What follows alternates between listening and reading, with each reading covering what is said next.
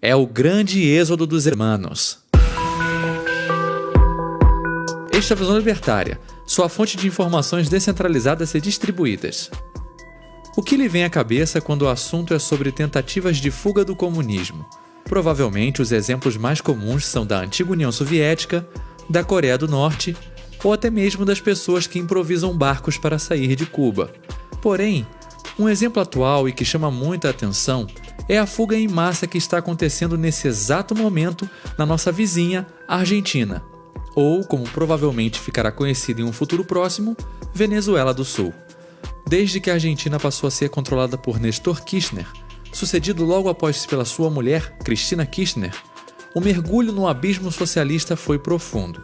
Cada vez mais, regulamentações, burocracias e impostos foram sendo criados por lá, além do agigantamento do Estado e da política de controle de câmbio, seguindo o que foi feito por Hugo Chávez e Maduro na Venezuela. O penúltimo presidente da Argentina, Maurício Macri, foi eleito com a promessa de trazer mais liberdade e menos Estado para os nossos irmãos. Era um discurso animador, mas na prática, ele acabou não fazendo absolutamente nada. Agora, com a eleição de Alberto Fernandes, que nada mais é que um pau-mandado dos Kirchner, tal qual o Haddad teria sido de Lula, e com a pandemia do Covid-19, as coisas ficaram piores. A Argentina tem o lockdown mais prolongado do mundo, em vigor desde março de 2020, cujo término ainda parece estar bem distante. Ele proibiu as empresas de demitirem, pois caso os empregadores o façam, terão que pagar uma indenização em dobro ao funcionário. Como se não bastassem todas essas barreiras, agora também existe o imposto sobre grandes fortunas, mais uma tentativa desesperada de roubo estatal. O resultado de todo esse comunismo não podia ser outro: a fuga dos cidadãos. Para nós brasileiros, chega a ser cômico que boa parte da população do nosso país, se pudesse, iria embora do Brasil justamente por ser um lugar extremamente socialista e que dificulta o enriquecimento. Pensar que as pessoas estão buscando refúgio no Brasil é bizarro para nós, mas essa é a realidade que vivemos. Como exemplo prático, é possível citar os cubanos do Mais Médicos, programa de trabalho escravo que utilizava médicos cubanos, no qual a ditadura ficava com 80% da remuneração do profissional de saúde. Kim Jong-un e Xi Jinping com certeza bateriam palmas para esse ato, pois quem além deles usa trabalho escravo em pleno século XXI tão escancaradamente? Os esquerdistas ainda diziam que resolviam a saúde no Brasil. Logo após, os venezuelanos fugiram da ditadura de Maduro, tendo em vista que simplesmente começou a faltar comida no país e a inflação passou dos 1000%. Agora, estamos vendo tal fato se repetir com os argentinos, cujos principais destinos de fuga são o Brasil e o Uruguai, já que esses são os locais mais próximos. Várias multinacionais estão deixando a Argentina. Companhias aéreas como a Norwegian, a Qatar Airways, a Emirates e a Air New Zealand já fizeram as malas. As empresas francesas, como o laboratório Pierre Fabre e a de autopeças Saint-Gobain Security, também estão de saída. A empresa alemã BASF levou para o Brasil a sua linha de pinturas para automóveis. Já a empresa farmacêutica também alemã Gerresheimer decidiu sair do país. Há também marcas emblemáticas de têxteis nesse êxodo, como a Nike, a Wrangler e a Lee. Até a gigante Walmart e nossa tão conhecida Danone devem deixar o país. Por último, a loja de autopeças norte-americana Axalta e as energéticas Raízen e GE Energy também optaram por fugir da Argentina.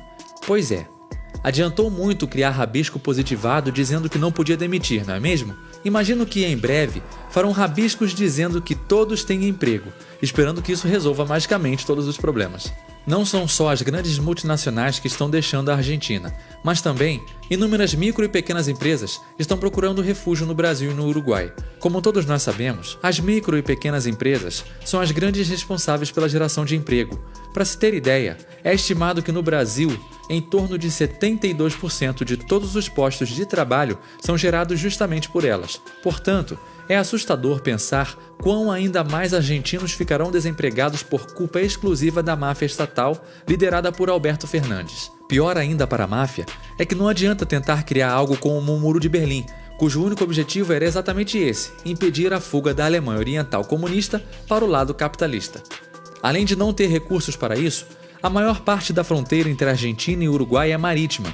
sendo muito fácil para qualquer um pegar um barco e atravessar para o outro lado. Apenas para se ter ideia, entre 1950 e 1961, quando o Muro de Berlim foi construído, estima-se que cerca de 3,5 milhões de alemães fugiram para o lado capitalista. É claro que esse número caiu drasticamente após a criação do muro e com o endurecimento da vigilância nas fronteiras. Qualquer semelhança com um presídio não é mera coincidência, pois esse sistema que impedia a fuga das pessoas do comunismo deixava qualquer prisão de segurança máxima no chinelo. Para escapar desse inferno, era necessário passar por um campo minado, algo que dificultava ainda mais o processo. Mesmo se o fugitivo conseguisse não ser explodido por uma mina, os guardas que faziam a segurança tinham permissão de atirar para matar.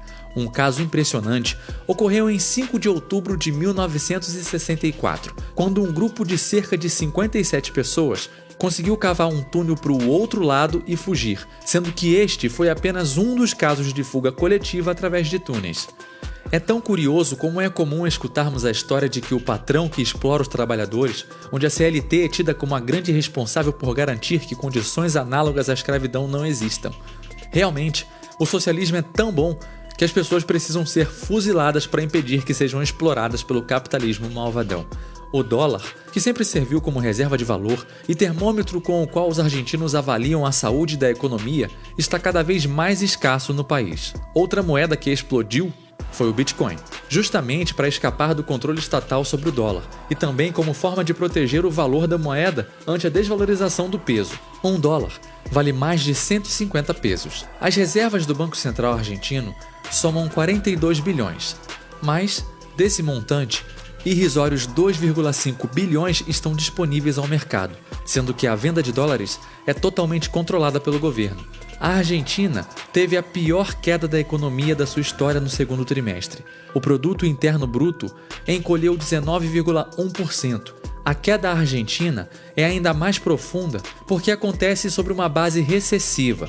O país alterna recessão e estagnação há anos. Isso não poderia ser diferente, dado que a extrema-esquerda sempre esteve no poder e o liberal eleito não fez porcaria nenhuma. A previsão para o ano é de um piso de queda de 12,5% do PIB.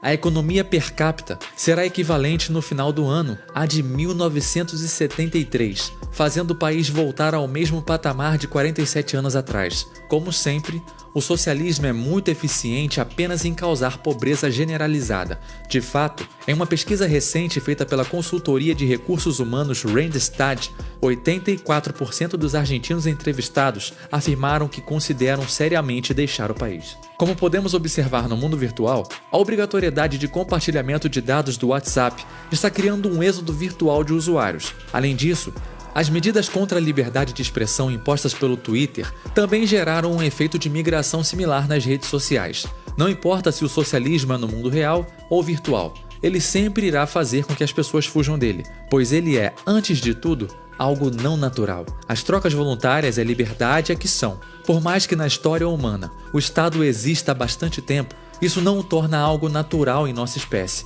pois nada mais é que uma imposição pela força. Tal qual cães já existiam antes das coleiras, nós já existimos antes do Estado. Um dia, o Estado não irá mais existir. Mas primeiro, precisamos ensinar a todos uma lição. Todos podem viver livres. E a liberdade não é um perigo, mas sim a solução. Obrigado por sua audiência. Esse artigo foi sugerido e escrito por Giuseppe, revisado por Paulo Almeida e narrado por Rafael Dufra. Se você gostou deste vídeo, clique no ícone de curtir abaixo e compartilhe o vídeo em sua rede social. Se você deseja ser notificado de outros vídeos, clique em se inscrever e depois no ícone de campainha. Um abraço e até a próxima.